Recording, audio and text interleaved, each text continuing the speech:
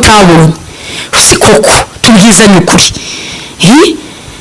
kandi buri kubohoza umusore hari n'abarumbiye Imana bitwa abahanuzi ugasanga n'umupfakazi w'umuhanuzi yasigaranye abana ariko ugasanga akagenda akihambira akana k'agahungu kakabeshya ngo Imana yavuze ko ari we bazabana ngo nitabyemera ngo iramwica.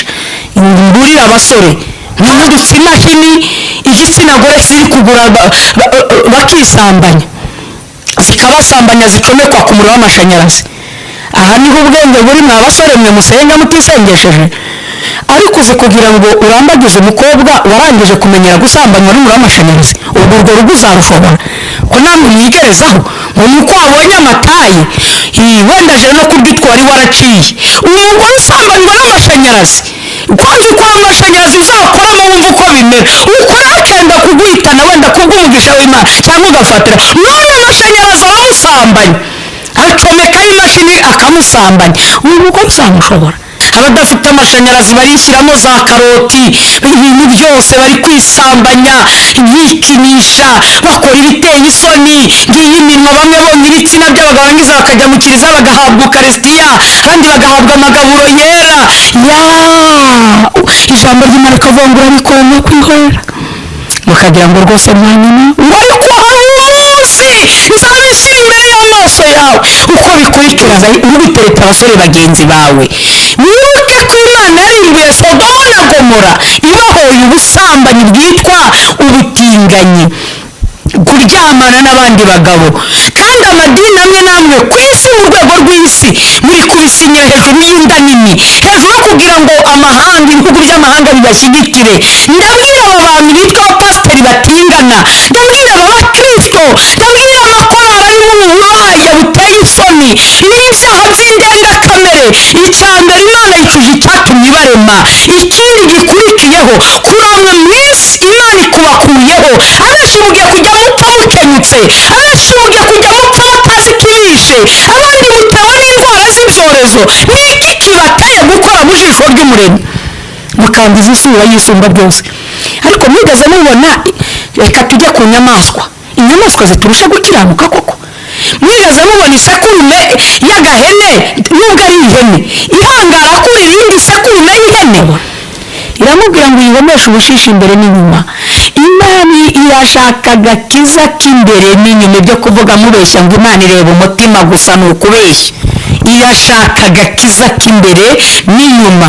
Ukubonye akabona uri umugenzi ujya mu ijuru, ukubonye akabona warihaye Imana, akabona uri masera koko. Uretse ko ahantu hose Satani arahagera, jya numva n'ababikira binjirirwa bamwe bananiwe kuba mu makuva, harimo n'abasambana kandi ubeshya ngo wihaye Imana izakuniga n'ukuri uzapfa nabi. Mutumva mbwira bamwe ngewe sindi umukozi w'amadini. Oya, nushaka uri padiri ukavuga ngo wemere Yesu Kristo umwana w'Imana, Yesu Kristo w'imanzi, ugiye kumukorera kera kabaye ugasenya ingo z'abandi bagabo ukazinjiramo kandi warabeshye ngo ntabwo uzashaka umugore hanze. Nushaka uri padiri ijisho ry'Imana rirakubona.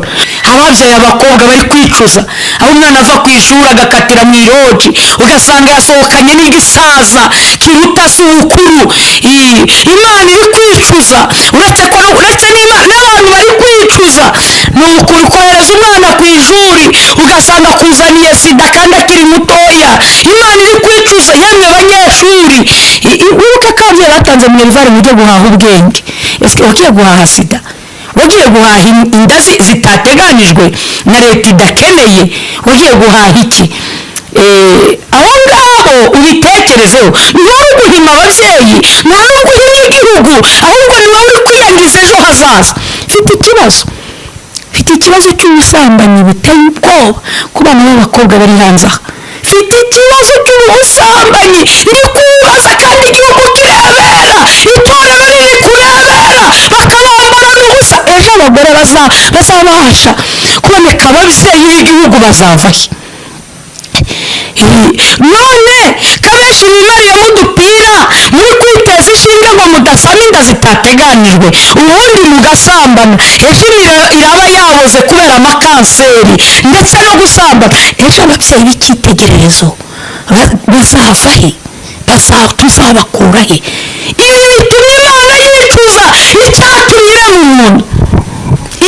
umubujije koko ntibiteye isoni. Dufite ikibazo cy'abantu bazavamo abagabo ejo hazaza bagahagarara mu cyuho nk'abapapa b'igihugu. niba uri umwana w'umusore usanga mu busore bwawe nturagira n'imyaka bamwe 30 ariko umaze kugira abana barenze 5 uri kubyara hirya no hino urusha so wakubyaye kubyara kandi ntufite n'aho kubarerera. none urabona imibereho yawe ejo hazaza kandi witwa umusore. nibura wenda abakobwa n'ubusha babita ngo ni abafiyemere. ubusa abasore bo bafite abana turabita iki? ni garisopere. arewe garisopere. none niba warangije ubusore bwawe Imana izaheraho iguha umugisha kugira ngo ejo hazaza uzavemo umugabo nyamugabo wo guhagarara mu cyuho, ukaba waba umugabo wo guhagarara igihugu.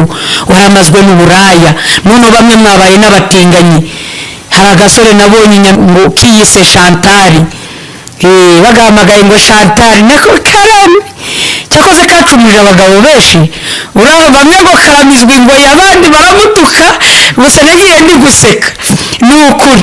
reba umuntu w'umusore uri gushyira uri kwiyita umukobwa, umusore wiyambika amabere. ejo hazaza tuzakura hehe abahagarara mu cyuho bakahagararira igihugu bakavamo abayobozi b'igihugu? niba uri gucuranga ibyuma mu rusengero uri igitinganyi usambana n'abandi basore, niko wa musore we ni gute abasore bagenzi bawe bazajya bagutinya boshye? umusore ugezeho ngo naragukunze ngo urabitekereza uri gutereta abasore bagenzi bawe.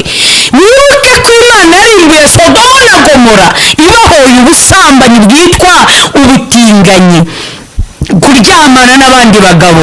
kandi amadini amwe n'amwe ku isi mu rwego rw'isi muri kubisinyira hejuru y'inda nini, hejuru yo kugira ngo amahanga ibihugu by'amahanga bibashyigikire.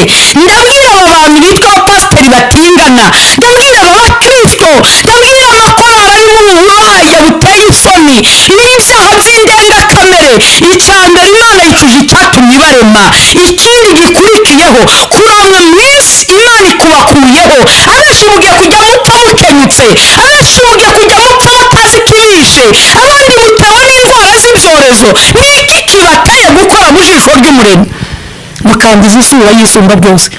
ariko mwigeze mubona, reka tujye ku nyamaswa, inyamaswa ziturusha gukiranuka koko? mwigeze mubona isekurume y'agahene nubwo ari ihene ihangara kuri irindi sekurume y'ihene? ikimasa cy'inka gihangara ikindi kimasa cy'inka? kuki inyamaswa ziturushije gukiranuka? yemwe abubatsi ngo ari abakristo, kuki inuma igisake n'igikokokazi bibasha gukundana ku buryo igisake n'urugero niba gipfuye icyo gikokoka icyo gisigaye cy'ikinumakazi kitabasha kuvuga ngo kirinjirirwa n'indi numa? ntibibaho, irapfakara mirere na mirere.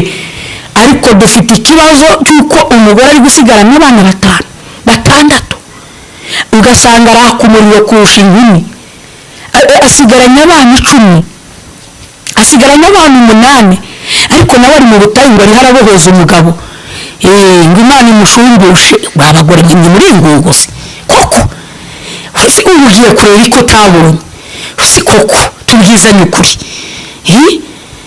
kandi uri kubohoza umusore.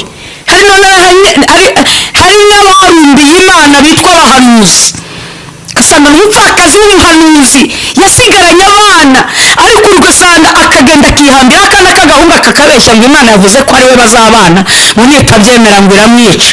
mburira abasore ntimuzagukangisha akavuga ngo Imana yavuze ko tuzabana. basore mube muntega amatwi munyumve, akagukangisha icyo gikangisho harimo bajya babeshya ngo nutabyemera ngo Imana irakwica. icyo ni ikinyoma cyujuje imva, cyangwa ikinyoma ni ukuri.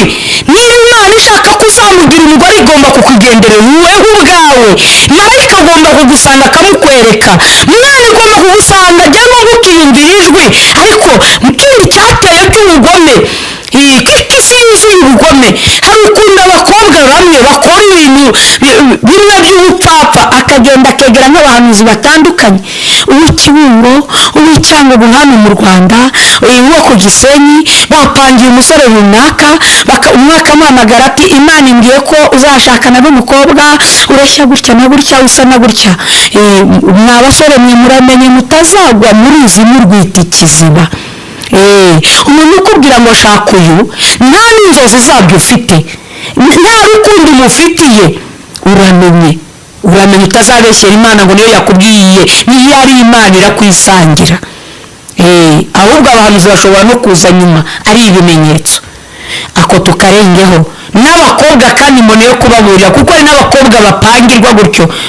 Nzi umukecuru bahaye amafaranga 100,000 wo mu ntara sindavuga hariho, agenda ahantu uyu mukobwa mwumvisha umusore ko natamushaka, ngo Imana izamwima urubyaro kandi bakazapfa vuba, ngo nakora ubukwe gutyo. Uwo mukobwa ashaka umusore atateganije, bitari muri gahunda ziko ari Imana. Ikibabaje yagezeyo barananiranwa, kandi wa mukecuru yahanuye yuko ngo bazabana, ngo bakazasazana, ngo bazabona abuzukuru. Ese uwo mukecuru burya ntabatabeshya, ntaho Satani atagera no mu bakecuru agerayo. None nk'uwo mukecuru ahambaye kubeshyera Imana ngo iravuze, agashyingira abantu atari Imana ibikoze, ugira ngo ntazabazwa ubugingo bw'uwo mukobwa ndetse n'uwo mukobwa. Aha hantu mwitondera, isi yuzuye ubugome no mu buhanuzi. Munakaza akarya ibyawe, akarya imitungo yawe, abeshya ngo ni Imana, ngo tanga aya mafaranga, ngo tanga isaka. Bakabeshya abanyaburayi, umuntu yaguhamagara ari uw'Iburayi cyangwa muri Amerika ngo sengera, ngo jevo praye, ngo tanga ngo amadolari 3,000, ngo mugire ku musozi, ngo mutetanga ngo icyumweru kimwe upfuye. Barababeshya. Ntabwo Imana, impano z'Imana zigurishwa ifeza, ntabwo impano z'Imana zigurishwa amafaranga. Ibyo ni ibisambo, nicyo kiri gutuma Imana yicuza. Imana iri kwicuza rwose. Bahamagara umuntu ngo muramba nawe mukajya mu biciro. Uyu mukozi w'Imana yaguhamagara uyu mwanya, warangiza ukiyita interinasiyonari, ukumva urakaze. Ngo evangeliste, ngo nimutanga 2,000,000, ngo ntabwo nza muri icyo giterane ngo mbaririmbire ngo ngirize ubutumwa.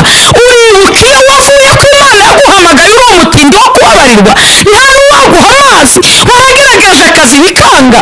Ese ba Petero bacuruza ubutumwa bwari kuzagera ku isi ryari? Bwari kuzagera mu Rwanda ryari? Burundi mwari kuzabubona? Iyo tubwizanye ukuri, iyo Yesu aza agurisha ubutumwa, twari kuzacungurwa. Yemwe bandi muri gutuma Imana mukizana uburakari bwotsa ku isi, nimwe muzaniye isakaga, nimwe muri gutuma ibihugu birwana kubera biyitirira Imana ari ibisambo, ari abasambanyi. Uzi ko hari igihe usanga no mu nsengero bahasambanira, abantu babeshye ngo bagiye gusenga. Twikomereze. Imana ibwira Nowa ati kuri ibyo ibariza inkuge. Muntu w'Imana uri kunyumva, ibariza inkuge. Iyo nkuge Nowa yayibajije igihe kinini, ntamenya ko atayibajije mu kwezi kumwe, si no mu mezi 2 n'imyaka. Ndakubwira ngo ibariza inkuge. Cyambere wayibaza mu gukora neza, mu gufasha abababaye, ntabwo urabaza ubwato. Iramubwira ngo yihomeshe ubushishi imbere n'inyuma. Imana irashaka agakiza k'imbere n'inyuma. Ibyo kuvuga mubeshya ngo Imana ireba umutima gusa ni ukubeshya. Irashaka agakiza k'imbere n'inyuma. Ukubonye akabona uri umugenzi ujya mu ijoro, ukubonye akabona warihaye Imana, akabona uri masera koko. Uretse ko ahantu hose Satani arahagera. Jya numva n'ababikira binjirirwa, bamwe bananiwe kuba mu makuva, harimo n'abasambana, kandi beshya ngo wihaye Imana izakuniga. Ni ukuri uzapfa nabi. Mutumva mbwira bamwe, ngewe sindi umukozi w'amadini. Oya, nushaka uri padiri ukavuga ngo wemere Yesu Kristo umwana w'Imana, Yesu Kristo w'imanzi, ugiye kumukorera kera kabaye, ugasenya ingo z'abandi bagabo, ukazinjiramo kandi warabeshye ngo ntabwo uzashaka umugore, ukiyemeza ibyo udashoboye, ukabyara abana hanze, nta kabuza inkota y'Uwiteka izakunyuraho. Utumye Imana yicuza icyatumye ikurema. Ntabwo ndi umukozi w'amadini, kuko no ku munsi w'urubanza ntabwo wese azakubaza, ntabwo imana izakubaza ngo wasengeraga he, ahubwo kuba warumvisha ukuri ntugugenderemo uzabizira. uzi ko mu gice cy'amajyaruguru nk'iza Musanze ari umupapa wampamagaye asenyewe na padiri, anyereka n'amafoto padiri uko yarugizurwe, kandi si aho gusa, hari n'ahandi no mu bihugu byo hanze mushaka uri padiri ijisho ry'Imana rirakubona. waba frere aho ngaho Yesu arahagera, birababaje. uramenya yicaye kuri ya ntebe y'umuriro iyera cyane, iri kumwe n'ibizima n'abakuru bahora bayiramya, ukaba witwa masera. noneho hari ibigezweho, nsigaye numva hadutse imashini igitsina gore kiri kugura bakisambanya, zikabasambanya zicomekwa ku muriro w'amashanyarazi. aha niho ubwenge buri, mwa basore mwe musenga mutisengesheje. ariko uzi kugira ngo urambagize umukobwa warangije kumenyera gusambanywa n'umuriro w'amashanyarazi, ubwo urwo rugo uzarushobora?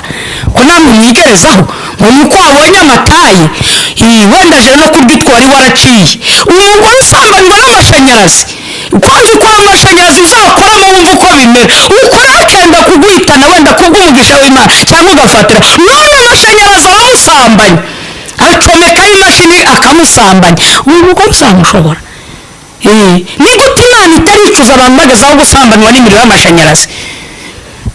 abandi reka data niba ari n'abakozi bo mu rugo satani bose arahagera, abadafite amashanyarazi barishyiramo za karoti, ibintu byose bari kwisambanya, bikinisha, bakora ibiteye isoni, ngiyi iminwa, bamwe bonye ibitsina by'abagabo barangiza bakajya mu kiliziya bagahabwa ukarisitiya, abandi bagahabwa amagaburo yera. ijambo ry'Imana rikavuga ngo urabikora no kwihorera, mukagira ngo rwose mwanyuma ngo ariko hari umunsi nzabishyira imbere y'amaso yawe uko bikurikirana. Uwiteka yicuza yuko yaremye abantu mu isi, bimutera agahinda mu mutima. Uwiteka aravuga ati, nzarimbura abantu naremye mbatsembe mu isi, uhereye ku muntu n'inyamaswa n'amatungo n'ibikururuka n'inyoni n'ibisiga byo mu kirere, kuko nicujije yuko nabiremye. ariko Nowa agirira umugisha ku Uwiteka. dusimbuke hepfo ku murongo wa 13, twari tugeze ku murongo w'8, ariko dusimbuke 13. haravuga ngo Imana ibwira Nowa iti, iherezo ry'abafite imibiri bose rije mu maso yanjye, kuko isi yuzuye urugomo ku bwabo, dore nzabarimburana n'isi. nuko rero wibarize inkuge mu giti cyitwa gofero, ugabanyemo ibyumba, uyihomeshe ubushishi imbere n'inyuma. mwakire neza ijambo ry'Imana. ni ukuri abakunda bose ubugingo buhora bifuza kuzabana na Yesu, intego yacu niyo kwihanisha ibyaha, ni ukureka ibibi ahubwo tugakora ibyiza. iyo niyo ntego igamijwe kugira ngo abantu bihane, hagabanye umubare w'abenshi wo kurimbuka, hiyongera umubare w'abakizwa bakurikiye umwami Yesu. ikindi kandi mbonereho no gusuza bene data abari kunyumva hirya no hino mu bihugu bitandukanye bya Afurika n'Uburayi, za Amerika, Aziya, yabo bose ndabashuje muri aho yemwe, ndetse n'abari kwa muganga, mu bitaro, mu mazu y'imbohe, mumurebe namwe Yesu arabakunda. ni ukuri nubwo muri mu mubabaro urenze, ariko icyo ashaka nuko atifuza ko hagira ukurwa mu mubiri atihannye, kugira ngo muzabone ubwami bw'Imana. nawe waba uri muri gereza wakwihana, imbabazi z'Imana zirahari, ziracyahari, haracyari amahirwe. ariko nurangara umwanzi yakuriganya uri mu bitaro kandi uri mu mubabaro.